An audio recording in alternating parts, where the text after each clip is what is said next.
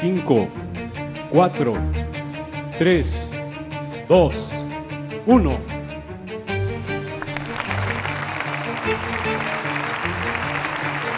Así de importante es el paso que los mexicanos hemos dado para transformar con un cambio radical el paradigma para la solución de las problemáticas en materia de justicia penal. Todo imputado debe presumirse inocente, no importa en qué contexto social o mediático se encuentre.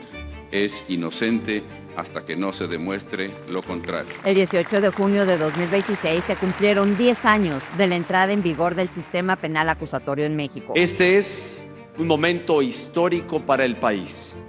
Los mexicanos podemos y debemos sentirnos orgullosos por haber hecho realidad la transformación jurídica más trascendente de los últimos 100 años. La madrugada del 18 de junio de 2016, después de años de preparación, comenzó a funcionar en todo el país. Aquel día se habló de transparencia, debido proceso, derecho de las víctimas y una justicia más eficaz que dejaría de lado la opacidad y el abuso de la prisión preventiva. A una década de su implementación, el sistema de justicia penal acusatorio desgraciadamente sigue con muchas fallas operativas y de capacitación. La reforma, además, recibió un golpe directo con la ampliación de la lista de delitos que ameritan la prisión preventiva oficiosa, al ir en contra del objetivo primordial de tener a menos personas en prisión sin una condena. Votamos en contra porque esta reforma pretende regresar al sistema penal inquisitorio, porque se violenta el principio de presunción de inocencia. No existe evidencia alguna que demuestre que la prisión preventiva oficiosa logre reducir la comisión de delitos. La verdad es que la prisión preventiva oficiosa es una necesidad. Y ahora, más que con Morena, que persiguen a los que dicen que son sus opositores. ¿Por qué la Corte en unos casos actúa de otra manera y en los otros? Abramos una discusión de lo que significa en la situación actual del país aprobar así nada más la prisión o desaparecer la prisión preventiva oficiosa. Otro de los problemas más señalados es la debilidad de las investigaciones realizadas por los policías, los peritos y los ministerios públicos. Muchas carpetas de investigación presentan errores en la recolección de pruebas, preservación de las evidencias o en la integración de los casos, lo que provoca que los procesos caigan en tribunales. 10 años después, el sistema penal acusatorio enfrenta su propio veredicto. Las promesas fueron mayores que los resultados. Y justo para hablar de ese tema, saludo hoy aquí en La Otra Verdad a María Elena Morera, presidenta de Causa en Común. Se ha hecho un uso totalmente exponencial de la politización de la justicia. Me parece que sigue siendo un país completamente injusto después de que el Morena ofreció que iba a haber justicia para los pobres, que los pobres iban a estar mejor. No es cierto. Que los pobres iban a tener salud, educación, seguridad, no tienen nada. Ese es el México que tenemos hoy en día. La justicia para el 70% de la población no existe y para los que sí existen, pues ten cuidado porque si tu caso lo politiza el gobierno, ya estuvo que lo perdiste. Porque en México no existe hoy en día lo que se llama el tener certeza jurídica. Y porque además eso le afecta en primer lugar a la gente, ¿no? Pero también afecta a las inversiones. Porque ¿cómo vas a invertir en un país donde no tienes certeza? ¿Tenemos solución como país? Sí tenemos solución como país. Es cosa que lo decidamos. María Elena, son 10 años. ¿Sirve de verdad el sistema penal acusatorio? Primero, muchas gracias por invitarme. Es un gusto venir a platicar contigo, como siempre, el verte, el escucharte, la energía que tienes, me encanta. Mira, a 10 años de la implementación ya completa, que fue en 2016, y lo que podemos decir es que hay algunas cosas que sí se mejoraron comparándolo con el sistema que teníamos inquisitivo, porque en el sistema inquisitivo la prueba más importante era la confesión, ¿no? Entonces, desde ese punto de vista y desde el punto de vista de algo más de transparencia, mejoramos. Sin embargo, la realidad para millones de mexicanos es que la justicia sigue siendo completamente inaccesible. Inaccesible porque hay desconfianza en las autoridades, pero principalmente es inaccesible por la manera en la que en algunas fiscalías han fusionado el viejo sistema con el nuevo. Entonces, ahora resulta que sí tenemos juicios orales, pero ¿qué les faltó hacer? La investigación criminal, ¿no? Entonces tú ves la sala de juicio oral muy bien, el juez va a atender a las personas, ahí también hay otros problemas, pero bueno, suponiendo que atienda a todas, pero si la investigación criminal no estuvo bien, pues no podemos tener justicia, ¿no? Entonces, muchas de las cosas que se prometieron, en realidad, a 10 años no se han cumplido. ¿Qué fue exactamente lo que nos prometieron en aquellos entonces? Mira, en aquellos entonces nos prometieron que los juicios iban a ser orales, entonces que el juez iba a escuchar a las dos partes. Nos prometieron que iba a estar más basado la sentencia en el alegato frente al juez de las dos partes. Nos prometieron que íbamos a tener policías bien preparados, bien capacitados, porque ellos al final del día son el primer respondiente, es el que llega primero. Luego nos prometieron que las fiscalías iban a hacer buenas investigaciones. Y a 10 años de distancia, lo que vemos es que no le han puesto recursos a las fiscalías, y yo creo que es el mayor embudo, las fiscalías. Y te voy a decir por qué, porque los ministerios públicos se supone que están para hacer una carpeta sólida de investigación y entregársela al juez, ¿no? Y luego, bueno, ya siguen los alegatos frente al juez. Pero si esa investigación no está sólida porque se perdieron las pruebas, porque sigue siendo en muchos casos igual de lento que antes, la gente tiene que esperar años para ver qué pasa con su caso. Nos prometieron que una parte esencial, y lo es, del sistema acusatorio, son las salidas alternativas.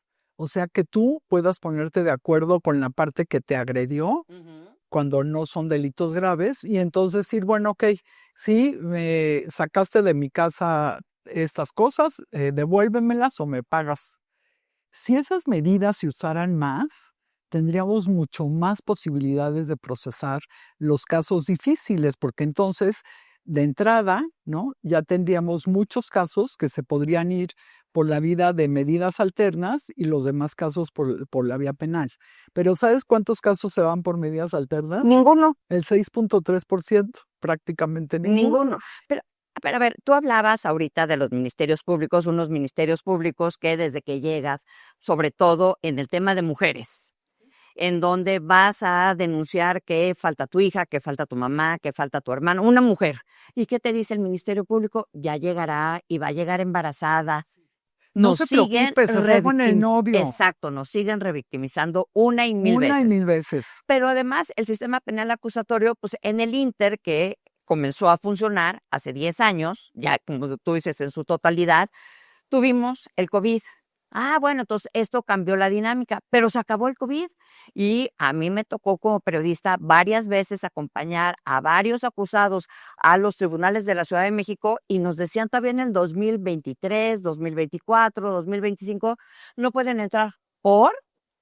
Pues porque estamos en época COVID. Oiga, pero el COVID ya se acabó, ya estamos en otra, ¿no? Sí, porque siempre tienen un pretexto para no atender a la gente. Exacto. ¿No? Entonces, lo que ha sucedido es que mucha gente se quedó con la idea de que es un sistema muy garantista, que está en favor de los imputados, y no es cierto. De los derechos humanos, que ahora les llaman, ¿no? Está en favor de los derechos de todos, porque al final todos tenemos derechos, y en este México, que te pueden acusar de cualquier cosa, qué bueno que los imputados tengan derechos, ¿no? Pero termina siendo inaccesible para la gente porque, como tú dices, siempre tienen un pretexto. O en las audiencias, pues resulta que el juez pues, no le dio tiempo porque tiene 80 casos antes que el tuyo, ¿no? Luego también está el problema de la defensoría de oficio. ¿Tú sabes cuántos, en promedio, un defensor de oficio lleva al mismo tiempo alrededor de 250 casos? Es imposible. Humanamente es imposible. ¿En qué momento le daría tiempo de atender tu caso? Eso es muchísimo, nada más de a ojo de buen cubero, ¿no? Así 250 casos, un solo ser humano. Pero eso, ¿cómo nos pone en un contexto internacional?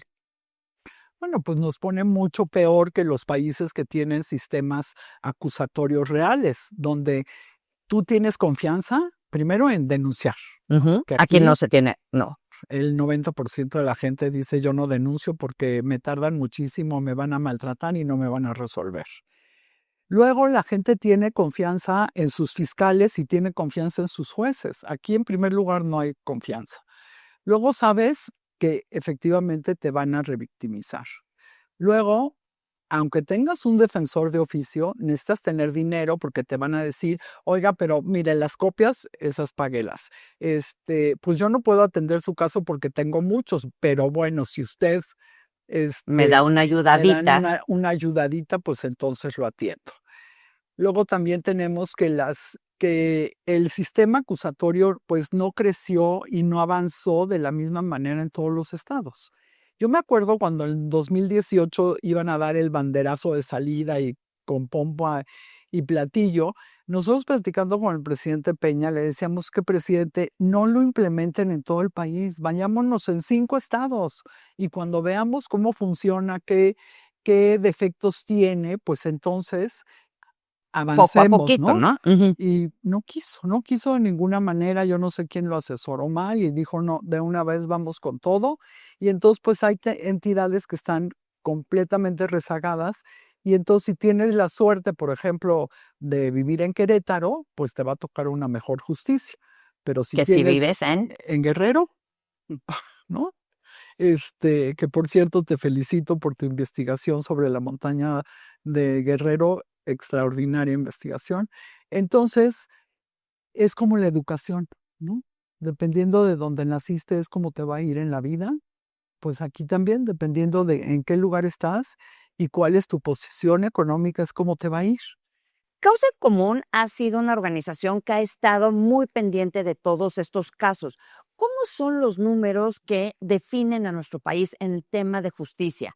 Ahorita decías, tenemos impunidad total, 9 de cada 10 no denuncia, pero ¿cómo son estos datos duros? Mira, los datos duros yo te diría, por ejemplo, al cierre del 2024, que son las últimas investigaciones completas que hay, había 2.1 millones de carpetas de investigación pendientes de resolver, más las que se sumaron ese año. Ok. ¿No? Entonces imagínate cómo están los números. El universo llegó a ser hasta 4.8 millones de carpetas. A nivel nacional. A nivel nacional. Pero de ahí tenemos que ver, pues, qué le toca a cada ministerio público. Y tenemos bien poquitos ministerios públicos. Entonces, un ministerio público estatal atiende en promedio 287 casos al mismo tiempo. O sea, tiene 287 carpetas de investigación. Al mismo tiempo. Al mismo tiempo. ¿Tú crees que lo puede hacer? No. Pues no, aunque supiera, ¿no? Porque hay algunos muy buenos, pues aunque sepan, termina eligiendo qué carpetas. ¿Por qué? Porque el día tiene 24 horas. Y la gente debe de dormir en algún momento, ¿no? Exactamente, y comer, ¿no? Entonces, si el sistema sí está bien diseñado en el papel, pero mira, ahora recuerdo en estos días que estamos ahorita cumpliendo. Estás diciendo esto, está bien diseñado en el papel, pero cualquier gente que nos esté viendo o escuchando diría, y tiene una gente en la cárcel, va a decir, señora, porque usted no va todos los días a ver, ¿no? A mi marido que está sin juicio desde hace 5 o 10 años Por o eso 15 te digo, años. en papel. Pero a la hora que eso lo conviertes en la práctica, pasa exactamente lo que dices. Mi esposo lleva 10 años y no hay ninguna solución para él. Estaba viendo un asunto del Estado de México que le hemos dado seguimiento de a unas personas que las acusan de un secuestro y en realidad no lo cometieron. Pues el juez no quiso aceptar las pruebas de ellos. ¿Por qué no? Pues dijo que no, que nada más las del Ministerio Público. ¿No? Y la prueba de ellos era súper fuerte porque uno de los puntos principales es que en el lugar donde ellos habían ido a detener a la supuesta víctima era en la carretera. Ahí están las pruebas del C5, que no hay nadie en ese lugar deteniendo a nadie. Pues esas pruebas les dijeron que no.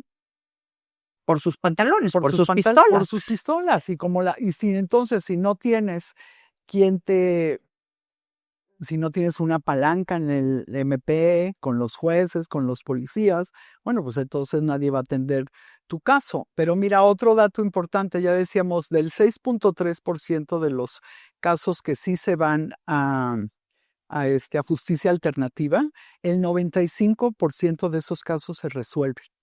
Ok. O sea, es altísimo. Entonces, ¿por qué no lo usan más?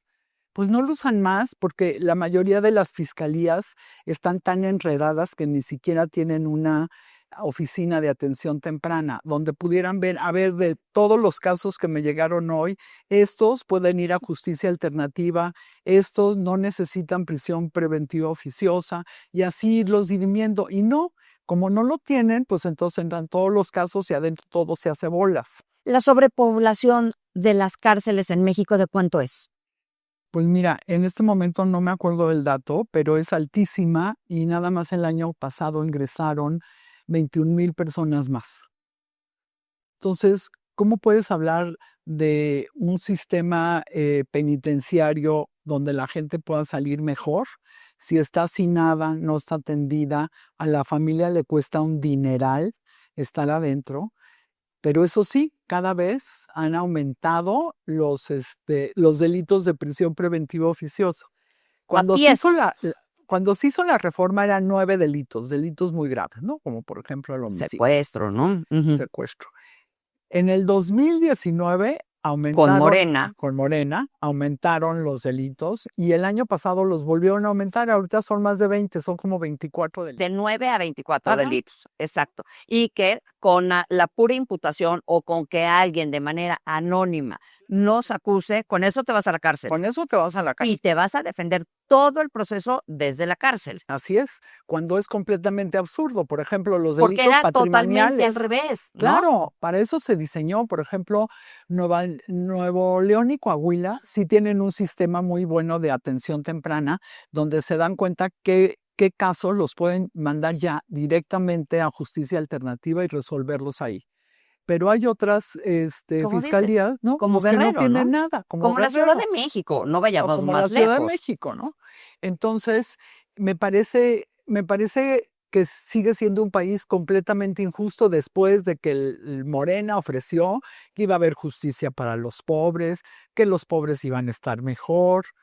No es cierto. Que los pobres iban a tener salud, educación, seguridad, no tienen nada. Además, lo que hemos visto con Morena es que se ha hecho un uso totalmente exponencial de la politización de la justicia. Por supuesto. Porque para eso aumentaron los delitos a 24, pero además, déjame decirte, o decirle a la gente también, el tema de las medidas cautelares. La última medida cautelar, que son 14, es la prisión preventiva oficiosa. Vete a la cárcel. Pero ¿Cuál es el que más se usa? 13 La prisión preventiva oficiosa. ¿no? Te pueden quitar el pasaporte, te pueden mandar a tu casa, te pueden dar un brazalete, pero además... O sea, hay muchas alternativas, no miles, pero hay 13 alternativas antes. Y la del brazalete, sí, y la del brazalete, María Elena, es increíble que me ha tocado saber de gente que tiene que comprarlos ellos el brazalete porque el Estado mexicano no se los da. Pues no, si no te da ni una copia. Entonces esa medida no te la debería de imponer un juez, ¿no? Claro. Debería saltársela. Ese es el México que tenemos hoy en día. Desgraciadamente ese es el México que tenemos hoy en día, donde la justicia para el 70% de la población no existe y para los que sí existen, pues ten cuidado porque si tu caso lo politiza el gobierno, ya Estás estuvo perdido. que lo perdiste, indiscutiblemente. Y con los jueces, porque fíjate, lo que mejor funcionaba del sistema eran las audiencias, ¿no? Con los jueces. Pero ahora que tenemos jueces de tómbola, imagínate que te toque un inepto que jamás había tenido nada que ver con la justicia. Pero entonces también, nuevamente, volvemos a decir, estamos en el peor de los mundos, porque todo el mundo pensaría que Morena nos dijo, vamos a tener ahora sí unos... O sea, sí necesitábamos un mejor sistema judicial, eso que ni qué, pero no el que ellos hicieron. Eso es importantísimo decirlo, ¿estamos de acuerdo? Supuesto. Ok, dicho lo anterior, ya cambiaron a la mitad, viene la otra mitad para el 28, pero todo el mundo le está suplicando a Claudia Sheinbaum que por favor no lo aplique, porque en México no existe hoy en día lo que se llama el tener certeza jurídica. Claro. Lo perdimos. Y porque además eso le afecta en primer lugar a la gente, ¿no? Pero también afecta a las inversiones. Porque ¿cómo vas a invertir en un país donde no tienes certeza? Pues si eres un gran inversor, pues te vas a otro, que hay muchos que sí te la dan, ¿no? Entonces estamos en el peor de los mundos. Cuando nos ofrecieron mucho, nos quitaron mucho. ¿Tenemos solución como país? Sí tenemos solución como país. Es cosa que lo decidamos. Es cosa de que no solamente los periodistas como tú o los activistas, como ustedes, ¿no?, seamos los que estamos dando el frente. Hay millones de mexicanos que lo pueden hacer, ¿no? Tenemos empresarios que están callados. Que no dicen ni pío. Que no dicen ni pío. Algunas organizaciones cooptadas, periodistas cooptados, pero hay muchos que tienen todavía una gran valentía para salir adelante y decir las cosas como son. Y este sistema de justicia no le sirve a la gente mientras no se solucione el tema de las fiscalías, ¿no? Y también hay todo otro tema que ahorita me acordé que es importantísimo. Fíjate, tenemos alrededor de 350,000 policías en el país, pero policías de investigación no han de llegar a 20,000. ¿Por qué tenemos a los demás desperdiciados? Si quién sabe mejor lo que pasa en la cuadra de tu casa que el policía de la cuadra. Todos sabemos dónde nos asaltan. Todos sabemos en qué esquina no tienes que pasar porque ahí te asaltan. Exacto. Pero además el policía sabe esa información y esa información no la toman en cuenta. Entonces dices, bueno, ¿cómo? Entonces, pues el policía de investigación tiene que empezar desde donde no hizo el policía de la cuadra, porque a ese no lo tomaron en cuenta. Y un eslabón que nadie voltea a ver son los peritos, ¿estás de acuerdo? En donde tú vas y dices, oye, estoy haciendo una denuncia porque no encuentro a mi hija, y la niña tiene 14 años, por decir algo. Y a la hora que encuentran el cadáver, pues un médico legista dice tiene 25 años. Entonces no cuadra la denuncia con el cuerpo, aunque a pesar de ser la misma persona. Y eso pasa todos los días en el Estado de México, en el Río de los Remedios, en donde las tiran todos los días. Y eso es gravísimo porque, mira, todos los delitos son graves. Bueno, muchos delitos son graves, pero ninguno como la desaparición, ¿no? A mí se me murió un hijo hace 8 años. Sin embargo, no es comparable con el dolor de una madre que no sabe dónde está su hijo y qué le pasó. Esa angustia no las deja vivir, ni dormir, ni nada. Y rompe las familias. Las consecuencias son enormes para todas las familias y para las personas cercanas a ellos. Y sin embargo, tenemos 70,000 restos sin identificar. Ya deben de ser más, como 76,000. Muchas de esas madres que están excavando la tierra, sus hijos están en las fosas y las fiscalías no han hecho nada por decir de quién es cada resto. Y eso tiene que ver con el sistema forense que tenemos, con los peritos. Ahora se queja el gobierno de México que ya mandaron a la Asamblea de la ONU pues podría decir la acusación contra México que se cometen de lesa humanidad, humanidad por la cantidad de desapariciones que hay, y México dice que no es cierto, que lo que pasa es que no tomaron en cuenta todo lo que les dijeron. Pues sí, les dijeron que ya había un sistema de búsqueda que en realidad que no sirve para nada, la comisión no sirve para nada. Luego no tenemos peritos que investiguen, el sistema forense es un horror. Entonces, y fíjate, ahí además hay una oportunidad enorme de que si se llega a aplicar el artículo 34, se aplica no para acusarnos de que somos malísimas personas, se aplica precisamente para mandar ayuda internacional a México para resolver los problemas de desaparición.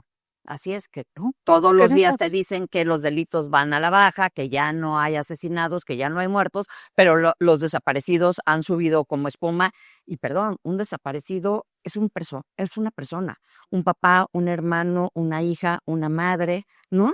Y una familia que está deshecha, un tejido social que se rompe todos los días. Un tejido social que se rompe todos los días y que parece que a estos gobiernos les tienen completamente sin cuidado.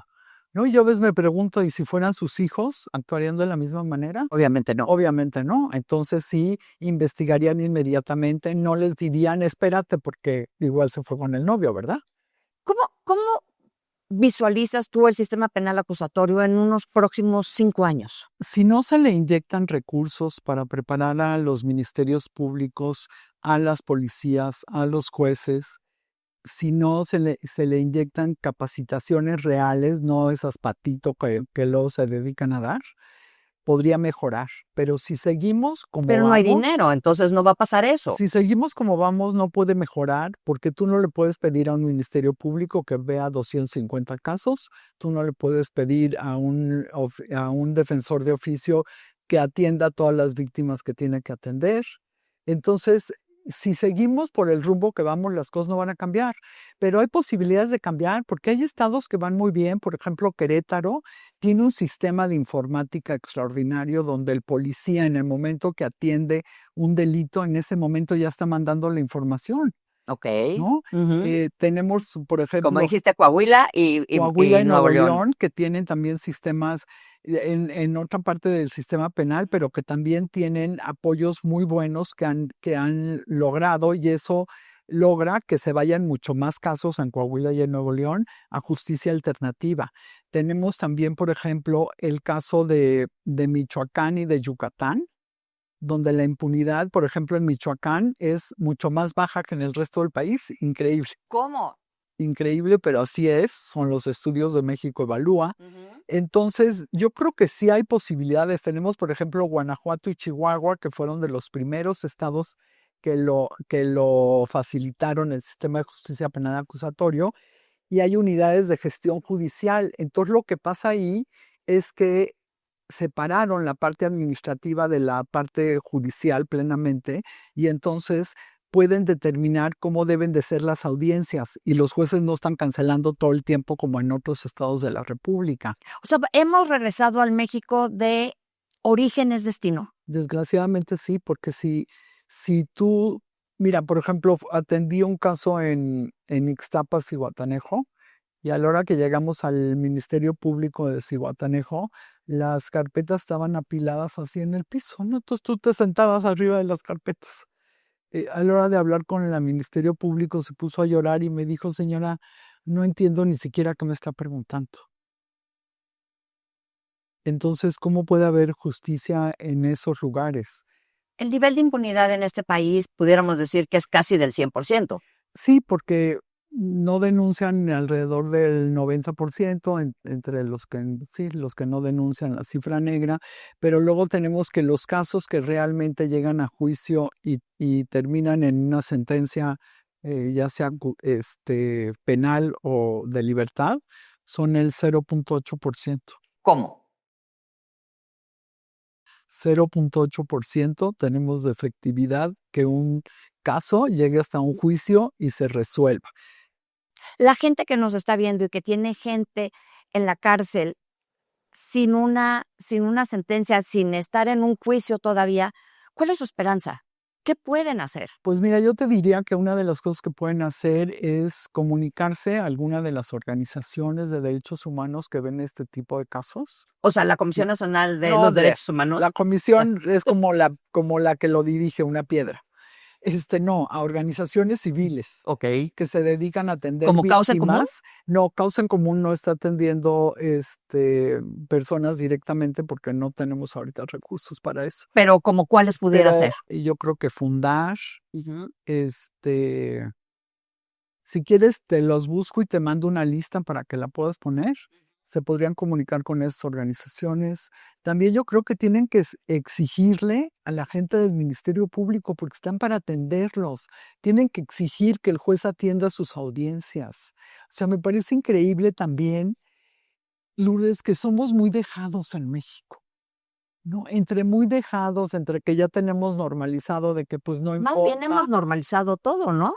Normalizamos el abrazos no balazos. O sea, al narco, al crimen organizado no le hacen nada, pero a nosotros nos traen pues, a golpes. De cabeza.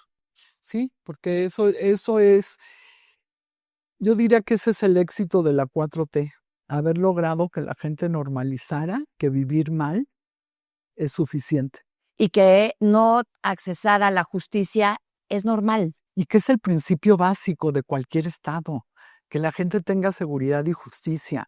Y mientras no tengamos justicia, pues no podemos tener seguridad, ¿no? Bueno, salud, educación, ¿no? Son de las cosas básicas que dices, ¿cómo no lo tenemos? ¿Cómo nos acostumbramos? Y cómo la presidenta nos miente todos los días y no sucede nada, ¿no? Por ejemplo, eso de decir que me llama muchísimo la atención, porque sería de risa si no fuera por lo grave, de decir que han bajado los homicidios el 46%. Bueno, o sea, seríamos el país más famoso Del mundo, del mundo. mundial. Pero Nunca he entonces que dicho. nos explique con qué Harfuch y ministerios Claudia, ¿no? públicos, claro, que nos expliquen Harfuch y Claudia con qué ministerios públicos extraordinarios está sucediendo eso, que a qué policías han preparado para ser tan capaces, ¿no? Y qué jueces tan importantes tenemos para lograr eso. Eso no es verdad. O sea, sí han bajado ligeramente los homicidios, yo te diría que alrededor de un 14, quizás un 20%, pero ha subido las desapariciones. Es que ese es el problema, ¿no? ¿No? Entonces, Son ¿dónde sus otros equilibras? datos, son ¿Dónde sus otros equilibras? datos. Claro. Entonces, lo que han aprendido las fiscalías es lo que han hecho durante muchos años los criminales, mejor esconder los cuerpos. Finalmente, ¿qué reformas legales consideras prioritarias para mejorar el funcionamiento del sistema penal acusatorio? Mira, yo sinceramente no le haría reformas hasta haberlo implementado bien, ¿no? O sea, tenía No razón necesitamos María más, sí. Aguilar. El O sea, ministro. el reto, el ministro presidente de la Corte en ese momento, que era extraordinario, dijo, el reto es hacer la realidad. Y creo que en este momento no necesitamos contrarreformas, sino que realmente lo que necesitamos es preparar a los policías, utilizar, quizás ahí no sé si tenga que haber reforma, pero creo que tampoco, utilizar las investigaciones de la policía municipal y principalmente preparar a los ministerios públicos, porque yo no tengo duda que el embudo del sistema de justicia es la fiscalía o el ministerio público. Siendo reiterativa entonces, la reforma al Poder Judicial no nos trajo un mejor sistema de justicia en este país. No, Nos para nada, engañaron. porque nos engañaron, porque no era la reforma que necesitábamos. Necesitábamos sí quitarle el nepotismo, sí hacerlo más transparente, que los jueces estén mejor preparados, sobre todo a nivel estatal, porque es donde menos dinero le ponen, todo el dinero se va al gobierno, hacia las instituciones federales, pero no a las estatales. Y en las estatales, pues la gente está completamente indefensa. Entonces, en lugar de eso, nos regalaron una tómbola para escoger jueces y entonces cualquier persona puede llegar, bueno, no cualquiera, ¿no? Los que ellos quieren, que lleguen sin tener ningún conocimiento. Y eso me parece no solamente cínico, me parece criminal. Sin duda alguna. Pues no sabes cómo te agradecemos que hayas estado aquí en La Al Otra Verdad. contrario, muchas gracias. Y gracias a ustedes por estar dando este seguimiento que poca gente lo hace. Pues tratamos, igual que tú tratas todos los días de hacer las cosas y de que la gente pueda tomar más conciencia de lo que nos está sucediendo.